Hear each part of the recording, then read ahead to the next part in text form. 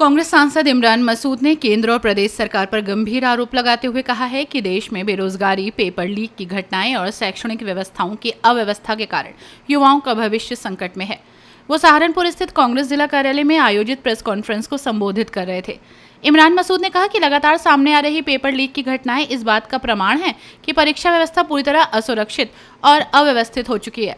उन्होंने आरोप लगाया कि सरकार इन गंभीर मुद्दों पर ध्यान देने के बजाय चुप्पी साधे हुए है। उन्होंने लखनऊ में एक कोचिंग सेंटर में हुई हालिया घटना का जिक्र करते हुए कहा कि अवैध रूप से संचालित कोचिंग संस्थानों पर किसी प्रकार की सख्त निगरानी नहीं है। उनके अनुसार इन संस्थानों की लापरवाही के कारण कई बार छात्रों की जान तक चली जाती है, लेकिन प्रशासनिक स्तर पर प्रभावी कार्रवाई नहीं हो पाती। कांग्रेस सांसद ने यह भी आरोप लगाया कि सरकार पिछले 8 वर्षों से बेरोजगारी के आधिकारिक आंकड़े जारी नहीं कर रही है, क्योंकि वो युवाओं को रोजगार देने के अपने वादों को पूरा करने में विफल रही है। उन्होंने कहा कि देश में लाखों शिक्षित युवा नौकरी की तलाश में भटक रहे हैं, लेकिन उनके लिए पर्याप्त अवसर नहीं उपलब्ध कराए जा रहे। उन्होंने प्रतियोगी परीक्षाओं की व्यवस्था पर भी सवाल उठाते हुए कहा कि छात्रों से आवेदन शुल्क और अन्य माध्यमों से भारी धनराशि ली जाती है, लेकिन इसके बावजूद पेपर लीक जैसी घटनाएं लगातार सामने आ रही हैं। अपने बदहाली के कगार पर पहुंचे और देश की सरकार भी ये मान रही है कि शिक्षा मंत्रालय अक्षम है और पंगु है और परीक्षा आयोजित कराने के लिए वायुसेना को शामिल करना पड़ रहा है। आज देश के अंदर जो भविष्य के बच्चों के भविष्य के साथ खिलवाड़ हो रहा है, जिस प्रकार से परीक्षाएं आयोजित हुई, लीक हुई, उनका मानसिक आघात जो बच्चों पर पहुंचा। एक हमारे यहाँ का ही फूड इंस्पेक्टर, उसके बच्चे ने भी सुसाइड किया। ये सुसाइड नहीं, सीधे सीधे हत्या है। पिछले 12 साल में 23 राष्ट्रीय परीक्षाओं के अंदर पेपर लीक हुए और हर वर्ष 2 बार पेपर लीक हो रहे हैं। देश भर में लगभग 90 से अधिक पेपर लीक हो चुके हैं, जो विभिन्न परीक्षाओं के अंदर। और ये पूरा सिस्टम जानबूझ करके बच्चों को शिक्षा के अधिकार से वंचित करने का कुत्सित प्रयास है। और हम आंकड़ों के साथ बात कर रहे हैं। आंकड़े आपको बताएंगे कि देश के अंदर कुल शिक्षा का बजट और कुछ बच्चों के परिवारों द्वारा खर्च किए जाने वाला बजट 1,32,000 करोड़ बनाम 1,40,000 करोड़। शिक्षा जैसे महत्वपूर्ण सब्जेक्ट के ऊपर सरकार की उदासीनता, शिक्षा के व्यवसायीकरण और शिक्षा व्यवस्था के अंदर लीकेज ने देश के अंदर देश के युवाओं का भविष्य बर्बाद कर दिया। अगर मोटा मोटा आंकड़ा जो कोटा के अंदर 3,000 बच्चों ने राहुल जी के कार्यक्रम को देखने का काम किया, उस 3,000 बच्चों में जो आंकड़ा है वो एक आईएएस बनता है। 3,000 में एक, 3,000 में 30 बच्चे आईआईटी में जाते हैं और 3,000 में से 180 बच्चे डॉक्टर बनते हैं। यानी 211 बच्चे 3,000 में से क्वालिफाई कर रहे हैं। तो ये एक सिलेक्शन सिस्टम नहीं है कि ये रिजेक्शन सिस्टम है। सिर्फ 211 बच्चे वहां से निकल करके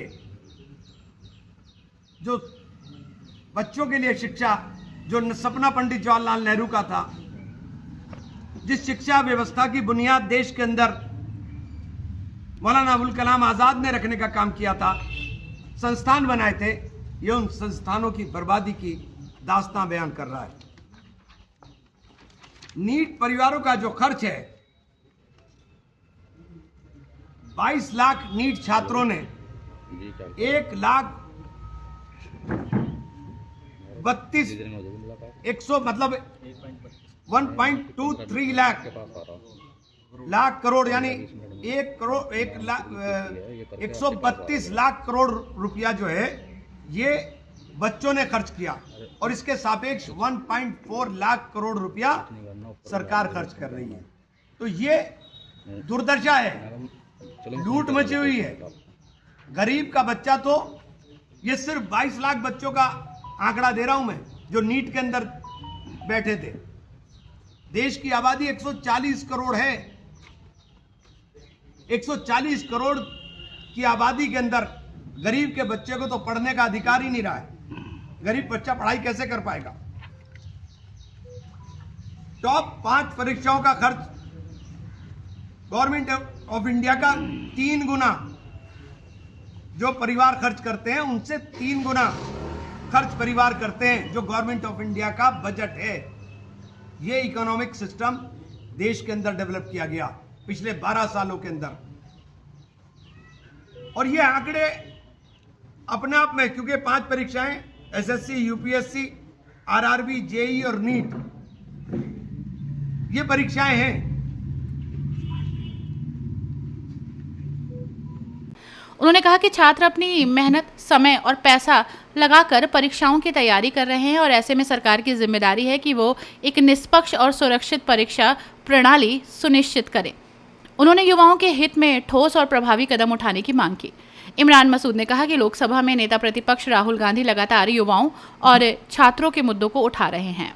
एसएससी के अंदर 5 लाख छात्र, यूपीएससी के अंदर 3 करोड़ 58 लाख छात्र, आरआरबी में 16 लाख छात्र, जेई में और 22 लाख छात्र नीट के अंदर बैठ रहे हैं। और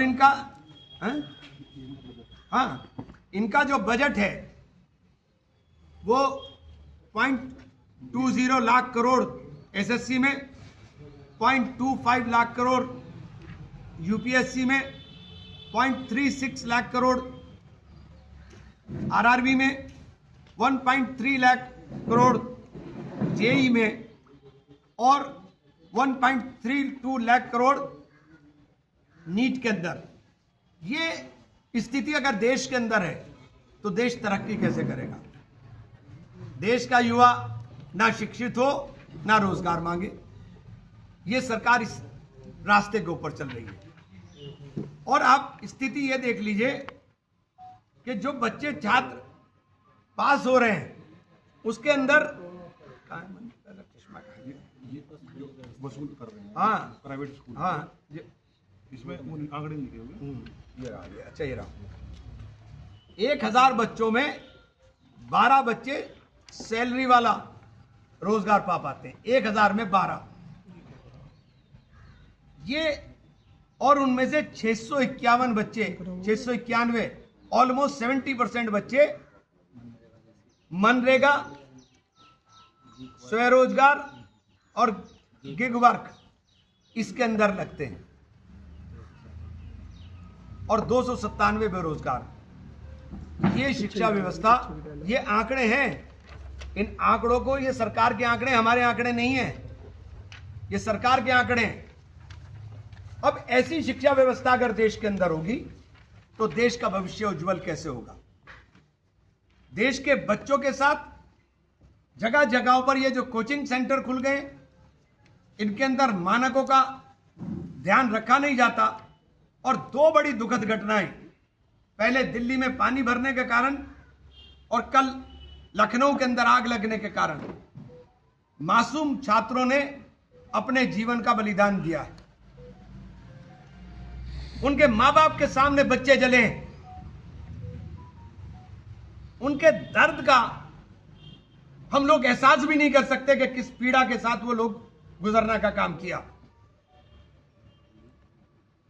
हम अपनी जिम्मेदारी समझते हैं और ये कार्यक्रम हमारा पूरे देश में चल रहा है।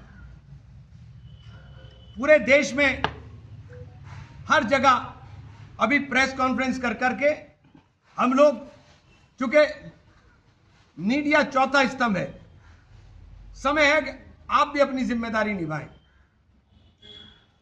किसी ना किसी को कहीं ना कहीं आगे होकर के लड़ने के लिए आना पड़ेगा।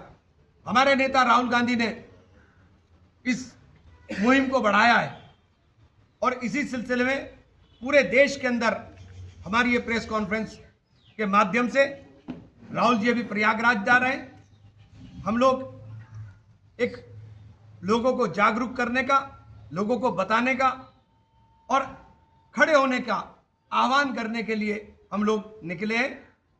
बहुत बहुत धन्यवाद। अपनी राय हमें कमेंट बॉक्स में ज़रूर दें। ऐसे ही लेटेस्ट अपडेट्स के लिए हमारे चैनल रॉयल बुलेटिन को लाइक, शेयर और सब्सक्राइब करना ना भूलें।